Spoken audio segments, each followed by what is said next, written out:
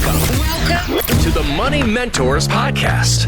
Hello, welcome to Money Mentors. I am Gerald Green here with Laurel Stewart, and I will tell you this is one of my favorite times of the year. Ooh. Even being in Michigan, and you never know what the weather is going to be. It could be 70 degrees out, and yet we're still under a winter weather advisory. Isn't it incredible? But that's not why I'm excited. Why I'm excited is pitchers and catchers and spring training baseball starts. That is the official start of spring for me. Yeah. Being a long-suffering Tigers fan, there should be hope because now the Lions have come through. So the Lions did well. The Red Wings are on the cusp of making the playoffs, which I haven't seen, and I'm a big hockey guy. So I've got that going for me. The Michigan Wolverines won the national championship. This is my year. Right? Keep channeling that energy. I think that hope, that level of hope I have has never been higher.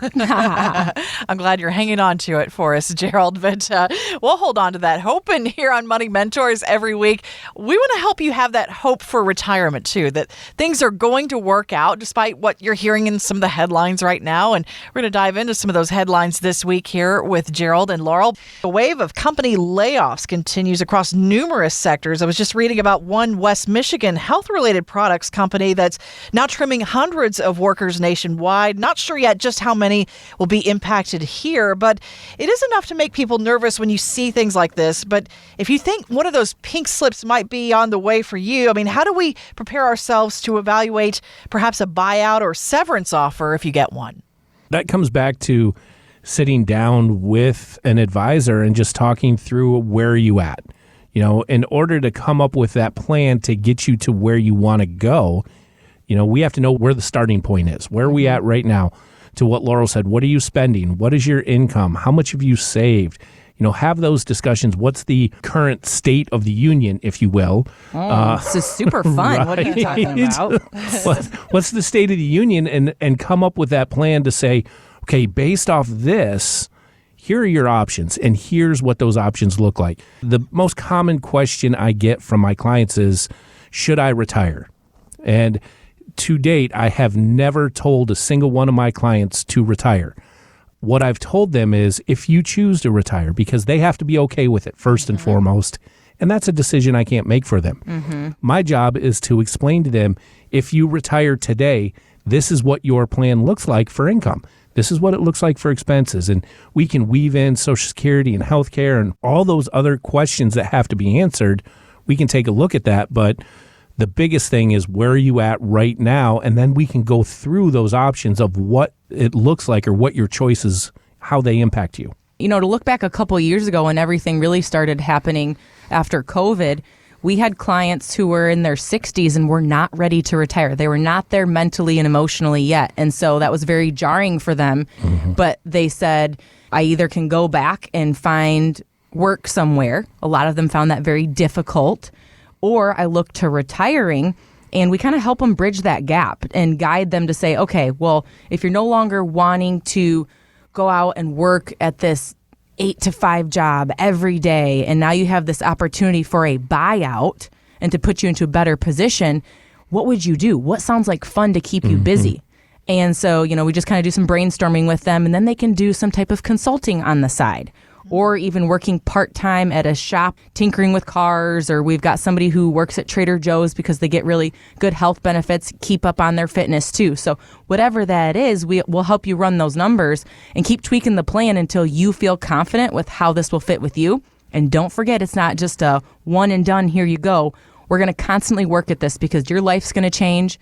Your health is going to change, and we're going to be here to partner with you on this entire retirement journey, hopefully for your lifetime and multi-generations past you. Real life lessons about your retirement. You're listening to the Money Mentors Podcast. Well, we've talked about this here on the show before, but not in a while here. So I thought it was worth a reminder here. Congress did away with some really popular Social Security claiming strategies for married couples a few years ago. But your marital status, even if you're divorced, can still have a really big impact on your monthly benefits. Can you explain how this works? How does that factor in? You know, the Social Security Administration, I swear, they're very good at changing what you can and can't do, and very horrible about relating Communicating relating that information to clients. I mean, it's interesting as I still get new people I sit down with that say, well, for the majority of the working years, I was a stay-at-home parent, and my spouse was the one that made all the money. I qualify for Social Security, but I get like $400, right? And then I'm like, well, were you married for 10 years before you divorced or they passed away? Well, yeah. And I'm like, well, there's actually still those benefits available to you as if they were there or you were still married. If it's a spousal benefit that you can claim a portion based off the two different amounts, or if you're divorced and you were married at least 10 years, then you're still eligible to collect that spousal benefit based off your divorced spouse's amount. If they were the main breadwinner, well, they're going to take a look at that, which is, it's not a specific formula, but usually it's 50% of what their benefit would be at their full retirement age, which let's just say that's 67, right? So if their Social Security benefit, your ex-spouse was $3,000 and your benefit amount is only $500, well, technically you can get $1,500 instead of your $500. Social Security will only give you the higher of the two. Now, I've tried different software resources to try and calculate this, and man, there's not one out there that does a great job of it. But what I do with my clients, and I did one recently with a client who actually had an ex-spouse pass away, and we thought we had a good handle on what her Social Security was going to be based off software, and it ended up being much less than what she was actually going to collect. So it allowed her to retire previously than she thought, because now she's getting much more from Social Security based on that filing option. But the only one that could give her that number was the Social Security Administration. Right. She had to go to the office, and I told her, I'm like, you're not going to like what I'm about to tell you, but you got to pack a lunch, and then you got to head down to the Social Security office and take a number and Go nap in your car. Right, sit there until they call you.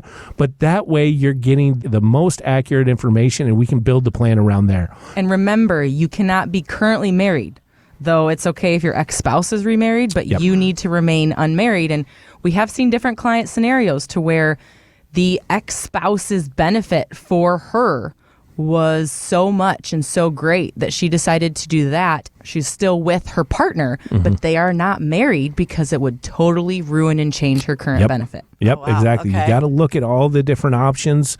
And, there's some other small rules in there, but they're usually easily met anyways.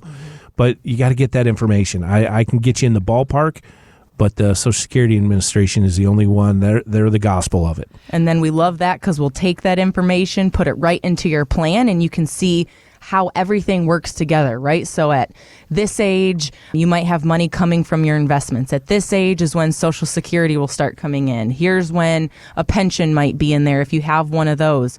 Here comes age 73 with those required minimum distributions you have to take, and how does that affect your plan and your income and your taxes?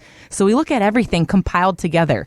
Something I actually get a question on quite a bit with people is, well, if I file on my ex-spouse's Social Security, will they know? Does it affect their benefit? is a The common answer is question. no. Okay. They won't have any idea. They don't talk to each other of that part of the system, but also it does not affect your ex-spouse's benefit either. Okay. They will continue on all happy and merry in their own path, and you can continue on yours with that lovely extra benefit. You can't get back at them with this either, though. No. So there's that. Yeah. There's that. It doesn't too, cut but- deep. Sorry. Want weekly lessons from your money mentors? Yes. Hit the subscribe button now and listen every weekend on Wood Radio. The opinions expressed in this program are for general informational purposes only and are not intended to provide specific advice or recommendations for any individual or on any specific security. To determine which investments may be appropriate for you, consult your financial advisor prior to investing. Any past performance discussed during this program is no guarantee of future results. Fee-based financial planning and investment services are offered by Matson Financial Services, LLC, an SEC-registered investment advisor. Insurance products and services offered through Lakeview Financial Group, LLC, Matson Financial Services, LLC, and Lakeview Financial Group are affiliated. To find out if Matson Financial Services is licensed in your state, please call 800-536-8907.